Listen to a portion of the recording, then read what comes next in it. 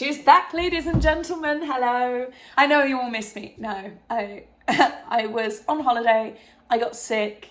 I lost my voice. Long story. Then I was filming, and me, if I'm doing this at 5 a.m, like, love you, but priorities. But anyway, I'm back now. I'm reasonably well. She's recovered. She's less tired. I would love to say I'm less tired of life. I am trying to keep perspective that I have my health, I have friends and family, you know, wins where you have them, but there have been so many little things that have just really been grinding my gears recently. So CO2 alarm went off, which obviously panic ensued, woke the neighbours up, didn't even realise it was mine. I thought it was like the whole apartment blocks, but no, it was just mine. So CO2 alarm went off, poured water over my laptop, not backed up, good. Again, my fault. So, you know, be careful, guys, when you're doing self-tapes, don't your water. Then the boiler broke. So still no hot water, no heating. That's the big jumper. I've got a little portable heater that I'm using. What else happened? Oh, the engine light in my car came on. It was just like a run of these niggly little things. And I'm really trying not to let them get to me, but it's part of a larger scope of England trying to get rid of me. That's the ploy. England is trying to get rid of me. And I'm willing. I would love to leave, to be honest. If I'm being completely frank, I came back to see friends, and I have been lucky enough to see some of my friends.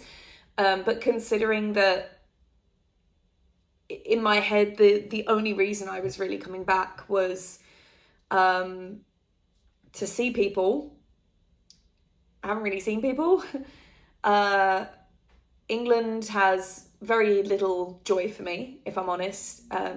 It's expensive. It feels like I wake up and I'm immediately slapped in the face. It's grey. No one can afford to do anything. So even if I want to see my friends, we can't do anything. And don't say, well, you don't always have to go out to dinner and, you know, cut the avocado. They can't afford the train to come see me. I can't afford to drive and go see them. Do you see what I'm saying? And everyone is miserable. Like, I think there's this look I have in so many of my peers' eyes, which is just this kind of ever-present tiredness. It's just like this, it can't go on like this. It really can't, because kind of no one has much to show for anything. And don't get me wrong, my friends are incredible people. They have achieved so much considering what they're up against. But there's like this glimmer when you talk to someone and they talk about the good things, and you can kind of see there's a hidden but between everything they're saying. And I don't really know what to do about it, because I know that that's not normal now. I think I'd lived abroad before, but I think living away for 2.5 years, sans England, I didn't realise how bad it was. And it's not that I'm not patriotic. I love England. I love English culture, the little that we have. You know, Morris dancing, our art scene is incredible if you can get into it. It's part of the reason I keep coming back, is I love when our arts actually happen. I love them, but it's getting harder and harder and harder for people to access them, both as performers and crew and as an audience. And I just, you know, I'm trying to find joy in these little hobbies. I had a wonderful, when I say a holiday, I was with 2 of my friends from Disney. We had the whole weekend scrapbooking, and it was glorious, chef's kiss. But again, there's just this, it's ever-present gloom in kind of everyone, and I don't really know what to do about it. You know, I find joy. I like to think I find joy in little things. I'm one of these people that finds like a cool bug, and I'm like, oh my God, day made. Or like the sun shines a little bit, or something good happens, like a tiny little good thing happens. Like, oh, actually, you know, something I keep trying to remind myself is, you know, the boiler went, right? but it's clearly not gone in a dangerous way. Things could be so much worse than they are. And I'm also not, I'm not a spiritual, religious person, but I did get my fortune just for banter in Zhangjiajie, and the woman was fully like, this is a bad year for you. This happens like once in a lifetime. This is a bad year for you. And I'm starting to see it. Honestly, I'm starting to see it.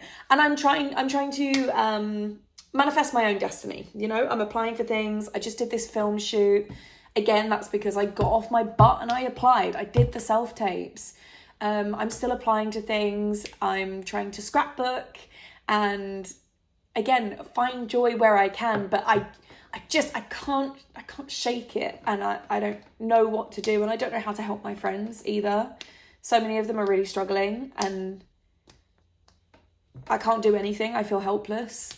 The reality is that England is just very cruel, I think, to not just people my age, but I think it's quite an unforgiving place at the moment. And there has to be a shake-up. I have to believe that there's going to be a shake-up because it can't go on like this. So if you are close to me, know that I love you, I appreciate you, and I'm proud of you. I'm ready to go. I'm ready to leave again. I don't think I can do this, to be honest. I've been here for coming up on 7 months. And it's rough out here, guys. It's really rough. There's just not a lot happening. And even when there is, there's always a caveat. And I wish I had a lighter tone to return on, but after being essentially sat in silence for 4 days, forgive me, I've catastrophized. This isn't supposed to bring you down, but these are supposed to be free speech. These are supposed to be anything that's on my mind, and that's ever present in my mind at the moment. So if you feel the same, I'm sorry. But at least we're kind of all in it together. And again, we're going to try so hard to find the good in everything, because there are good people out there.